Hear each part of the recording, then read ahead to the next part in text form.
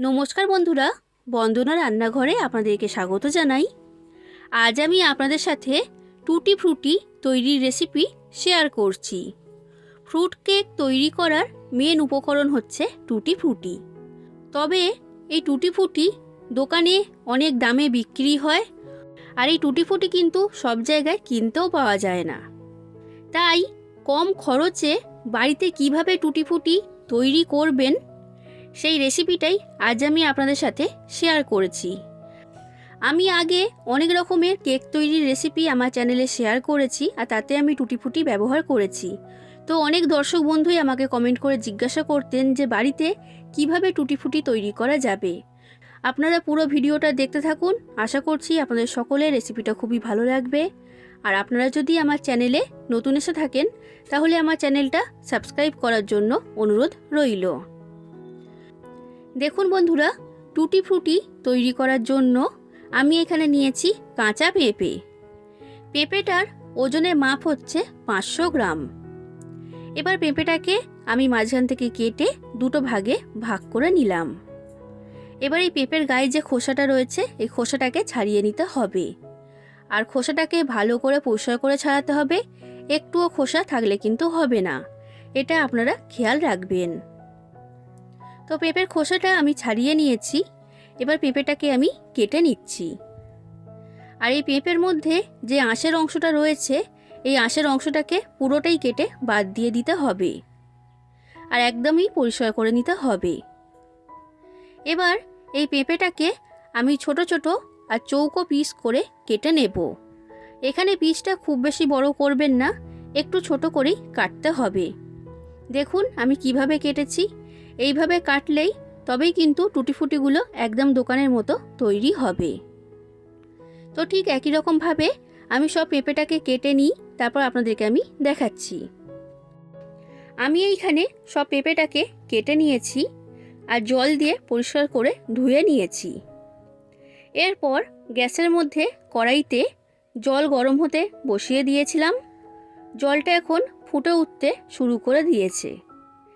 এবার এই ফুটন্ত গরম জলের মধ্যে আমি কেটে রাখা পেঁপেটা দিয়ে দিচ্ছি। এবার গ্যাসের ফ্লেমটা হাই ফ্লেমে রেখে পেঁপেটাকে 5 মিনিট সেদ্ধ করে নিতে হবে। 5 মিনিটই সেদ্ধ করতে হবে, এর থেকে বেশি সেদ্ধ করলে কিন্তু হবে না, এটা কিন্তু আপনারা খেয়াল রাখবেন। দেখুন বন্ধুরা, 5 মিনিট পেঁপেটাকে সেদ্ধ করে নিয়েছি, আর পেঁপেটা কিন্তু আগের তুলনায় একটু নরম হয়ে গেছে। এখানে পেঁপেটাকে অর্ধেকটার মতো সেদ্ধ করতে হবে, খুব বেশি সেদ্ধ করে গলিয়ে ফেললে কিন্তু হবে না। পেঁপেটাকে আমি জলের মধ্যে থেকে ছেঁকে তুলে নিচ্ছি, আর একটা ঝুড়ির মধ্যে এটাকে রেখে দেব, যাতে পেঁপের মধ্যে যে এক্সট্রা জল রয়েছে সেটাও ভালোভাবে ঝরে যায়। তো এখন পেঁপেটাকে আমি ঝুড়ির মধ্যে এইভাবেই রেখে দিলাম। এরপর আমি এইখানে একটা চিনির রস তৈরি করব। তার জন্য গ্যাসের মধ্যে কড়া গরম হতে বসিয়ে দিয়েছি। এবার কড়ার মধ্যে আমি দিয়ে দিচ্ছি 2 বাটি চিনি। এবার যে বাটির মাপ করে চিনিটা দিয়েছি ওই বাটির মাপ করেই দিয়ে দিচ্ছি 2 বাটি জল। যতটা পরিমাণ চিনি দেবেন ততটাই জল এখানে দিতে হবে, এই মাপটা আপনারা ঠিক রাখবেন। এবার চিনিটাকে আমি জলের সাথে ভালো করে মিশিয়ে নিচ্ছি, আর এই চিনিটা সম্পূর্ণ গলে যাওয়া পর্যন্ত আমি অপেক্ষা করব। আর গ্যাসের ফ্লেমটা এই সময় আমি মিডিয়াম ফ্লেমে রেখেছি। দেখুন বন্ধুরা, চিনিটা এখন সম্পূর্ণ গলে গেছে। এবার এই যে চিনির রসটা তৈরি হয়েছে এই চিনির রসের মধ্যে অর্ধেক সেদ্ধ করে রাখা পেঁপেটা আমি দিয়ে দিচ্ছি। এখন গ্যাসের ফ্লেমটা মিডিয়াম থেকে হাই ফ্লেমে রেখে এই চিনির রসের মধ্যে দিয়েই পেঁপেটাকে সেদ্ধ করে নিতে হবে।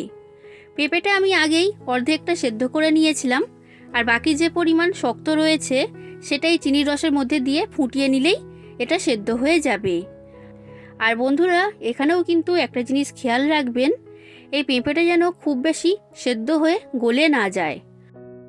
বন্ধুরা, আপনাদের যদি এই টুটি ফ্রুটি তৈরির রেসিপিটা ভালো লাগে তাহলে অবশ্যই লাইক করে দেবেন, যতটা সম্ভব ততটা শেয়ার করবেন, আর কমেন্ট করে জানাবেন কেমন লেগেছে আপনাদের রেসিপিটা। আর আমার চ্যানেলটা যদি এখনও পর্যন্ত সাবস্ক্রাইব না করে থাকেন তাহলে অবশ্যই আমার চ্যানেলটাকে সাবস্ক্রাইব করে দেবেন। এবার দেখুন বন্ধুরা, প্রায় 15 মিনিটের মতো পেঁপেটাকে চিনির রসের মধ্যে দিয়ে এটাকে ফুটিয়ে নিয়েছি। আর পেঁপেটা কিন্তু ভালো মতো নরম হয়ে গেছে। এবার নামানোর আগে আমি এর মধ্যে দিয়ে দিচ্ছি ভ্যানিলা এসেন্স।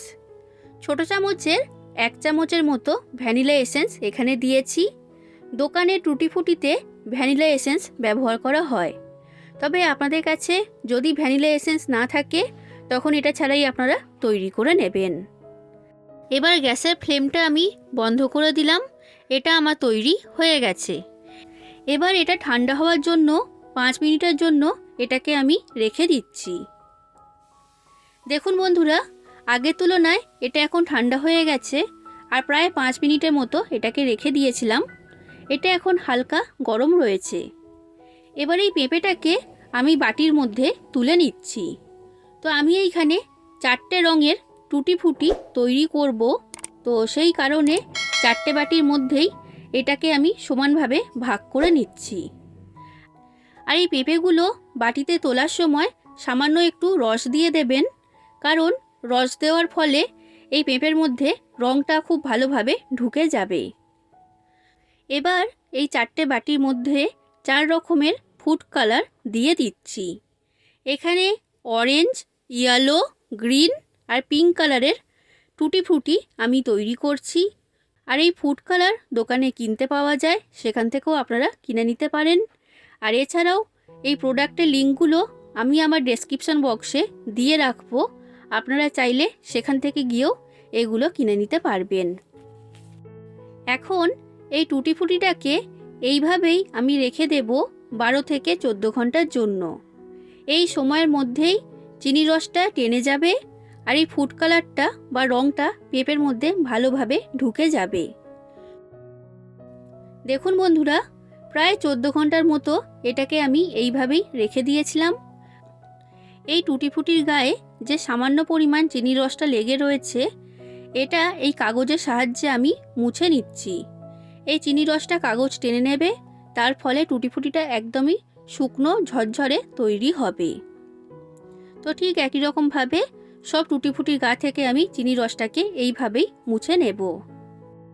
তাহলে বন্ধুরা, দেখে নিলেন তো একদমই কম খরচে বাড়িতে কিভাবে টুটি ফুটি তৈরি করবেন। এবার এই 4 রঙের টুটি ফুটি একসাথে আমি মিশিয়ে নিচ্ছি। আর এছাড়াও এইভাবে আলাদা করেও কিন্তু টুটি ফুটিগুলো রেখে দেওয়া যাবে, সেটা আপনাদের পছন্দ অনুযায়ী। এবার টুটি ফুটিটা কিভাবে অনেক দিন পর্যন্ত স্টোর করবেন সেটা আমি আপনাদেরকে দেখিয়ে দিচ্ছি। আমি এইখানে এই রকম একটা ছোট এয়ারটাইট কাঁচের কন্টেনার নিয়েছি। এবার এই এয়ারটাইট কন্টেনারের মধ্যে এই টুটি ফুটিগুলোকে আমি ভরে রেখে দিচ্ছি। আমি এখানে কাঁচের কন্টেনার ব্যবহার করেছি, যদি আপনাদের কাছে না থাকে তখন প্লাস্টিকের কন্টেনারও এখানে ব্যবহার করতে পারবেন। এবার এই কন্টেনারের মধ্যে টুটি ফুটিটাকে ভরে ফ্রিজের মধ্যে আপনারা 1 বছরের থেকে বেশি সময় পর্যন্ত রেখে দিয়ে খেতে পারবেন। আর এই টুটি ফুটিটা ফ্রিজে না রেখে যদি বাইরে রেখে দেন তখন এটা 3 মাসের মতো ভালো থাকবে। তাহলে বন্ধুরা, আশা করছি আপনাদের আর টুটি ফুটি তৈরি করতে কোনো রকম সমস্যা হবে না। এইভাবে আপনারা বানাবেন আর কেমন লেগেছে সেটা আমাকে জানাবেন। আজ আসি বন্ধুরা, আবার দেখা হবে অন্য কোনো দিন অন্য কোনো রেসিপির সাথে। ধন্যবাদ।